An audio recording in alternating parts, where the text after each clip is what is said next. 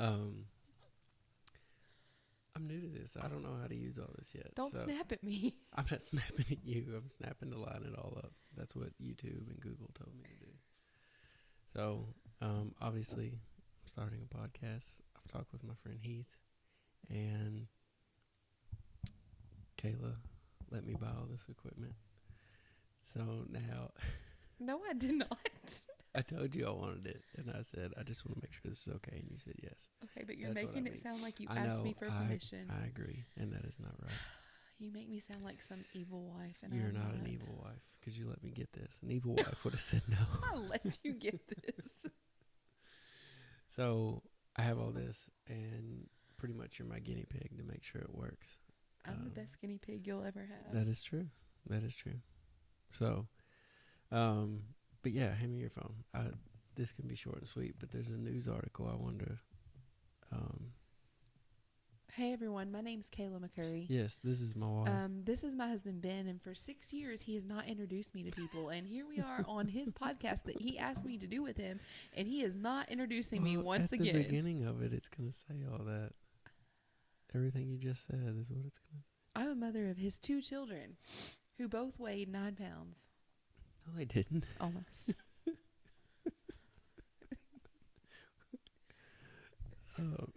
You know, like on your basketball stat sheet, and they're like, they always round it up. Ben McCurry 6'7", Yeah. which is lies. Like, Yeah. I tell people Beckham weighed like 10 pounds and Brooks weighed like 8, Yeah. 8.5, 9 pounds. I think when I was like a sophomore in high school, they had me as like 6'3", 160. They were speaking into who you were going to become. Yeah, that's not true. who When I you was are. 18, yeah. Not when I was, how old are you when you're a sophomore? Like 15 or 16. 15. I can't do this and talk. Let me figure that. Ben has a plan, everyone. Yeah, so I just want to figure this out, and I wanted to, maybe this is something we can do more often. It can be like Ben and Kayla read the funny news or something. So The funny. maybe Are it's we not 60? funny. No, but this is, you've probably already seen this because you scroll the Facebook, and I'm sure they shared it on there. I don't mean a lot. I'm just the Facebook. But it says Home Depot reports bomb threat after man warns of explosive poop in restroom. Have you seen this? No. Good. Is this real news or is this fake news? Now, that's a good question because it's the internet, but it's on a bunch of different websites. And pretty much this dude, here it is. Apparently an unknowing man in the bathroom had announced to him, you all need to get Had a what? This is like halfway through the article. I can't hear you very well. You can't hear me There very you go. well? Okay, so this guy's going to the bathroom, and I'm going to read the statement. He says that he told other people, he said, you all need to get out of here because I'm fixing to blow it up.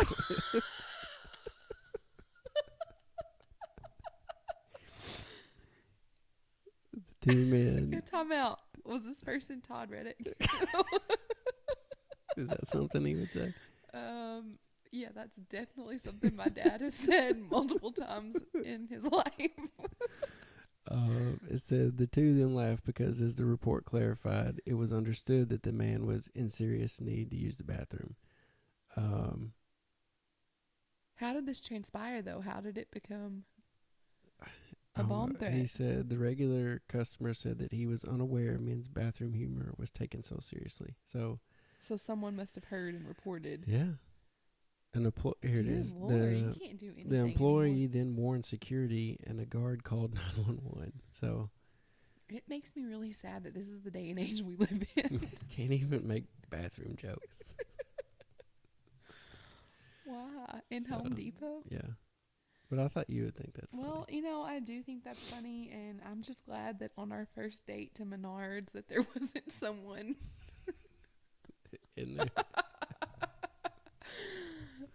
listening to my bathroom experience at Menards in Hey, Evansville. you took this down that road. I did not ask.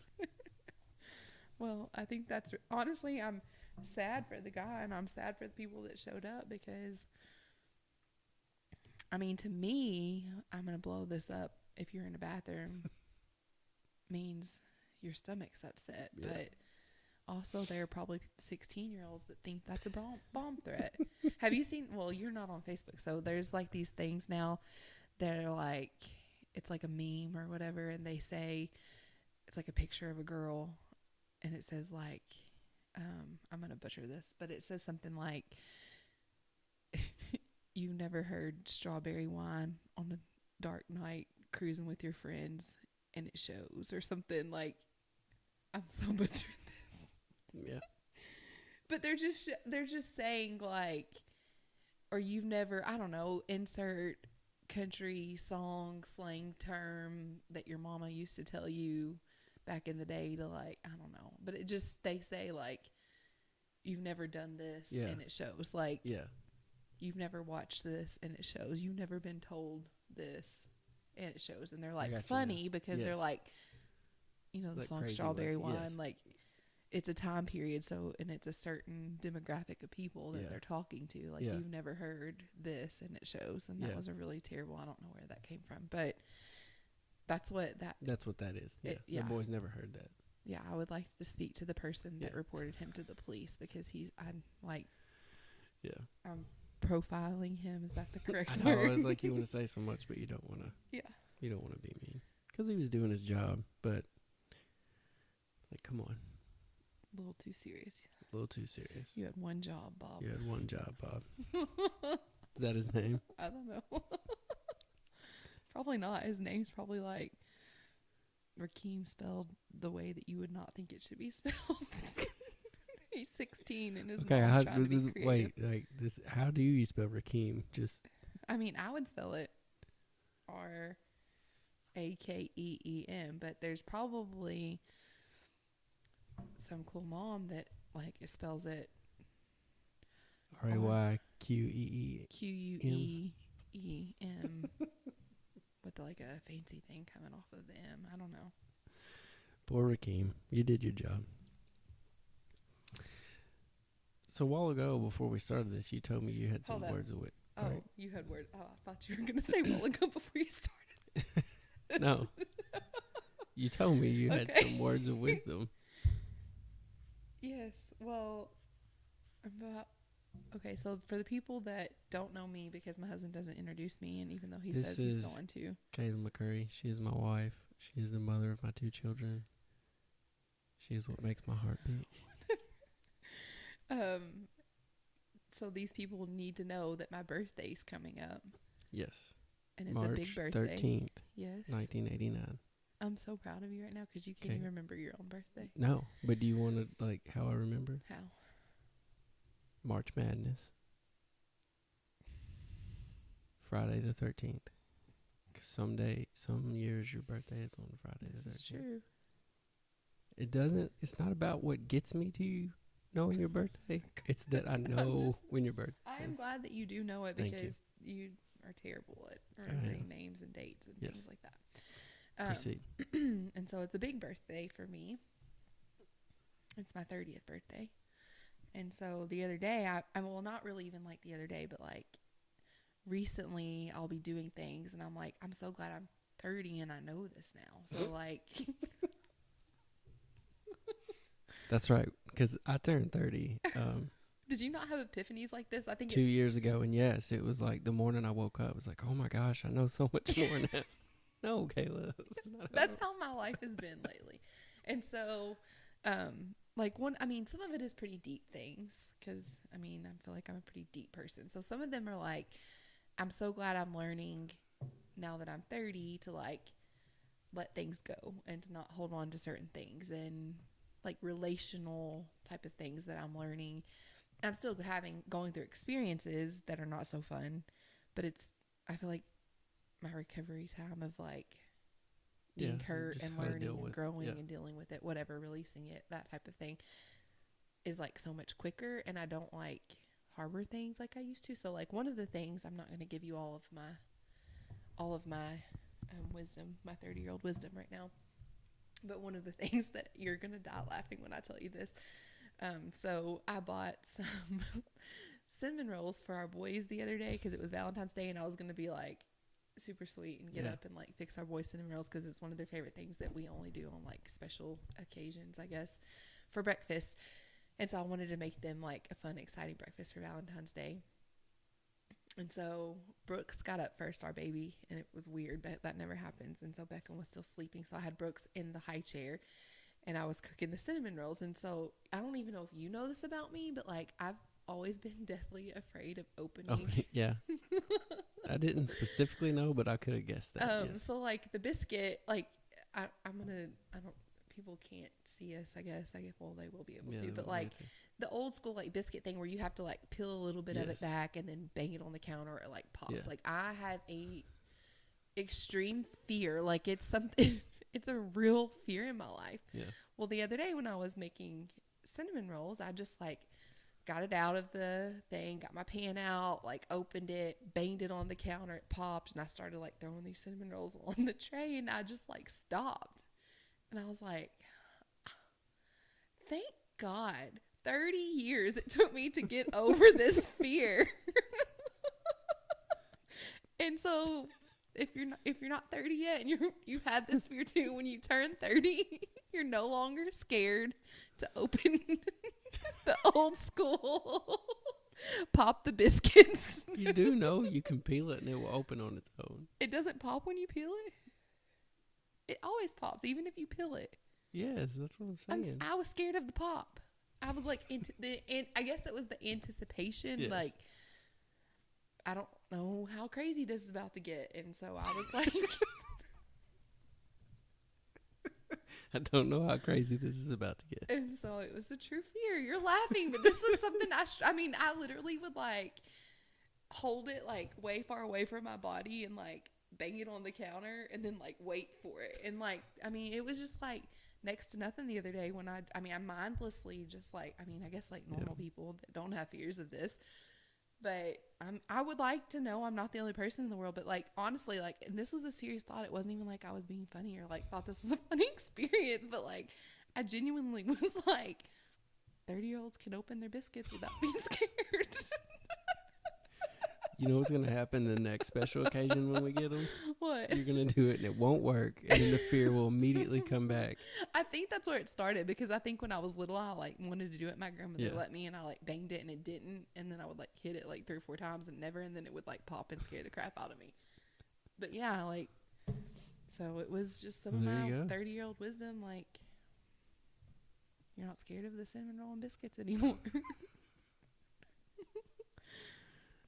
So is that the biggest epiphany, I guess, you had? It's definitely. And you're not even 30 yet, so imagine what happens when you do turn 30. I have a good month of epiphanies to take place, but it's definitely one that's changed my life. Probably the most. You need to start a support group for people that are scared of. I thought this was genuinely something that other people were scared of. Maybe I'm the only weirdo. I don't know, but. No, I'd say people are. You're not weird. I don't know. The other things are deep and meaningful, and you probably don't want to hear about them, but that one was it was lighthearted and funny, like now to retell it, but like as it was happening, it was a very serious moment for me. I was like, yes, like, go you. Best gift ever. I felt grown in that moment. That was what defined me as a grown-up. Oh, Lord. Not that I've kept 2 children alive for like 4 years. No, 1 for almost 2 years. That's crazy to think about. But do you have anything else funny you want to share? That's all I'm good for is my humor. No, and I'm just trying to keep this short. We're already done 15 minutes. Oh. Time flies. You don't want to talk about anything else with me? Kayla. No. I love you. And it's weird to think that you're 30, you're going to be 30 and I'm going to be 32 and we're I think married. You're already 32. Who knows? Because I'm not real sure on my birthday. I was seriously laying in bed last night trying to think about this. We don't know Ben's actual age because Ben doesn't know his age. Ben doesn't know the year he graduated. Ben knows nothing about. Okay, well, what does it matter, though? I probably should know, but in the grand scheme of things, what? Because your kids, Beckham asks me every day how old I am. Like, He never asked me. Man, I don't know why he feels the need to ask me that. Probably because you're always worried about it. I don't. You are 32. You will be 33 on your next birthday. No, I'll be.